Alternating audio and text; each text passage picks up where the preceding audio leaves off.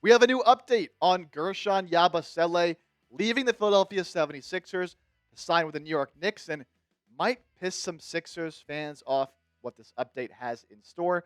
Plus, in the back half of today's show, we'll discuss Andre Drummond, the Sixers potentially looking to move on from him, what they could get for Drummond, who they could sign to replace him if they do want to move on from the veteran big man who opted into his player option just a few days ago. So first, let's get started with the latest on Guerschon Yabusele. Of course, if you don't know by now, Guerschon did leave Philadelphia to sign with the rival New York Knicks. Oh, what a disaster.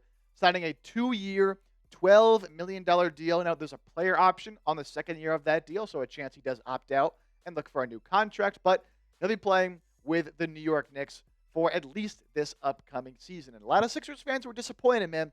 Thought that maybe there was a way Philadelphia could get Guerschon back on the team, but with the financial situation in Philadelphia, which I'll dive into more in a second, it was going to be very difficult for them to find a way to keep Guerschon and also keep some of their other players on the roster.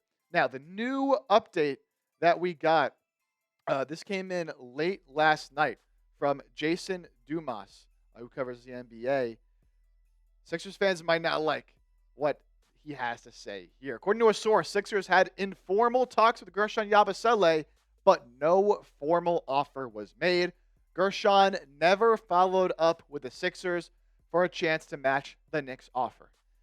All right, let's break this down. Before you get too angry at the Sixers, or before you get too angry at Guerschon himself for not following up with Philadelphia after the Knicks made that offer, let's talk about why this might be, right? And why the Sixers really didn't seem to be too in on bringing back Guerschon Yabusele. It all has to do with the financials, right? The Sixers were not interested in bringing Guerschon back as a player because of his skill set. They obviously know how valuable Guerschon was to this team last season, and he was one of the most productive and most consistent players that this team had all season long. And coming over after being out of the NBA for so many years, Sixers gave him the chance to prove his value, and now here he is cashing in on his value. But that's just it right there, right? That's exactly it for Guerschon. He deserved to get paid more than the minimum. The Sixers couldn't really offer him more than the minimum. Now, the Knicks gave him the taxpayer mid-level exception. Starting salary about $5.6 million, but it evens out to about $6 million a year over the 2 seasons. The Sixers technically had that exception available to use. But if they used it, it would have hard capped them at the second apron, meaning the Sixers' salaries could not go over the second apron number the entire year, no matter what. Not allowed to go over it.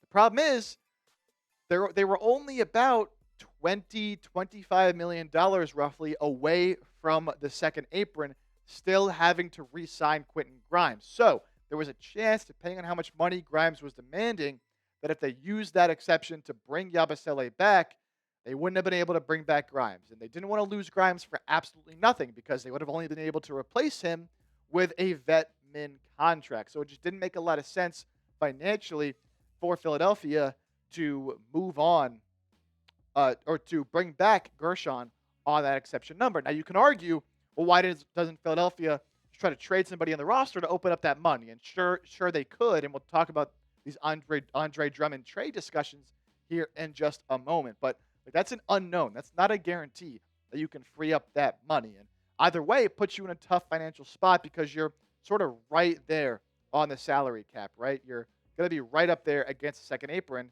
without a whole lot of flexibility to go over if you absolutely had to.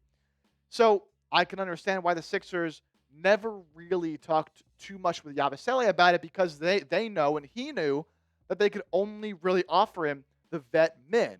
And I think the Sixers know that Yabusele was worth more than the vet min, and Yabusele himself knew he could get more than the vet min on the open market, which he did with New York. And I think that's why he didn't even bother coming back to the Sixers with the offer the Knicks gave him, because they had already talked about it briefly, that like, hey, unfortunately, we just can't give you this. We can only give you the min. We know you're worth more than the min, so go out there, get paid, get your money. It's kind of what Tyrese Maxey echoed. He joked around that Yabusele texted him and said, we're going to beat you guys 4 times next year. Of course, Sixers and Knicks will play each other 4 times as they do every single season. And Maxey said, like, I feel very happy for him and his family getting this opportunity to get paid after making his return to the NBA. So, look, we're going to miss Guerschon.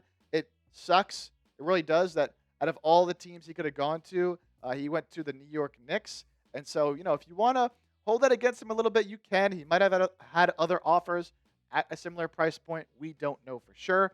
But I'm just here to tell you, don't get too angry at the Sixers or at Guerschon for what happened. If you wanted to get angry at anybody, blame the NBA for all these new rules that they have in their recent CBA, really limiting teams' abilities to sign their own players. If the Sixers find someone like Yabusele out there in free agency who hasn't been in the NBA for years, and they bring him in, they're the team that gives him a second chance. They should have an opportunity at least to re-sign him without hampering the rest of their roster. But unfortunately, it's not how the NBA goes.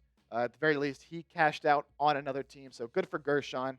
And we'll be seeing him a few times a season starting with next year if the Sixers can, hopefully get back on track and beat up on the Knicks heading into the 2025-26 season. All right, still got to talk about Guerschon Yabusele, or about Andre Drummond here, and some trade rumors regarding the veteran big man. But first, will the Sixers regret passing up on Guerschon Yabusele in order to try to re-sign Quentin Grimes? I've seen some people say Sixers should have kept Yabu and just said goodbye to Grimes. And if that's how you feel, then really what I said is irrelevant because you don't care about keeping Grimes around anyways. Let me know down in the comment section. Give me a Y for yes or an N for no. Will the Sixers regret letting Guerschon Yabusele go to try to re-sign Quentin Grimes? Now, before we get to the latest on Andre Drummond, got to tell you guys about this fantastic deal with our friends at Fanatics. These Tyrese Maxey jerseys, if you will, kind of a shirt, kind of a jersey. See the Sixers logo on the front, number as well, and then name and a number on the back. They are on sale for 50% off. They were $40. They are now just $20. You can get yours today at chatsports.com/maxi sale. Again, chatsports.com/maxi sale. They're on sale for a limited time only, so do not wait to get your hands on one of these. $20 for the Six City Edition shirt like this is an absolute steal. You're not going to find a deal better than that really anywhere else. So, chatsports.com/maxi sale. I will have that link in the comments section as well as the description of today's show. So you go there, head over to Fanatics, and get your Tyrese Maxey shirt today, 50% off. All right, let's get to the latest on Andre Drummond, because Andre Drummond accepted his player option earlier in the offseason for about $5 million to return to the 76ers. But that does not mean he is guaranteed to return to Philadelphia. Some recent reports I had alluded to. I said, even though Drummond's back for now, I would look to find a way to trade him because I don't think the Sixers need him on the roster. Well, what do you know? Shortly after Andre Drummond accepted that player option with Philadelphia, we got this report from Tony Jones, NBA, who covers the NBA for The Athletic, says, if I were a Philly fan, I will be looking out for Andre Drummond. The Sixers have been trying to move him over the last 24 hours. Let's see if they get it done. Now, that was back on June 30th. It's now June 2nd as of this recording. He is still under roster. They have not found a trade partner for him yet. Now, I don't necessarily know what you'll be able to get for Drummond, but it makes sense wanting to move off of Andre Drummond's contract, right? One, you save yourself $5 million, which, as I mentioned, Sixers kind of need all the money they can get at this point. But also, you obviously have Joel Embiid. When you have Joel Embiid, you need good backups behind him because of his injury history. And you have Adam Bona, who looked really good in year one. You just drafted Janai Broom, who projects to play a lot of center for this 76ers team as well. And Andre Drummond last year was injured a lot. He didn't look great when he was out there. Look, I love Drummond. He was great in his first stint with Philadelphia, but last year was just not nearly the same player. Looked pretty lackadaisical on defense. The rebounding is still good, but the Sixers were still a really bad rebounding team despite all that. And I think they just want to get younger at the position. No need to be paying him $5 million when you can get somebody who can do the similar things to Andre Drummond for a vet min contract. So makes sense they'd be looking to move off of him. If they do trade him, might be able to get a second round pick for him, maybe a couple second round picks for a contending team, maybe a team like the Lakers, who, even if they do sign DeAndre Ayton, which is not official as of yet, I imagine it will be very, very soon. They're still going to need more center depth. So maybe you send him to LA.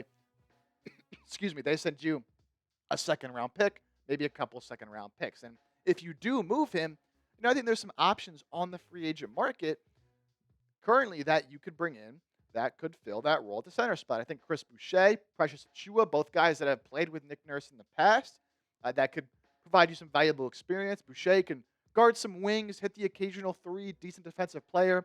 Precious Achua, a good defender, good energy guy, good rebounder, but the offensive game, not much to talk about there. So either of those two I'd be happy with.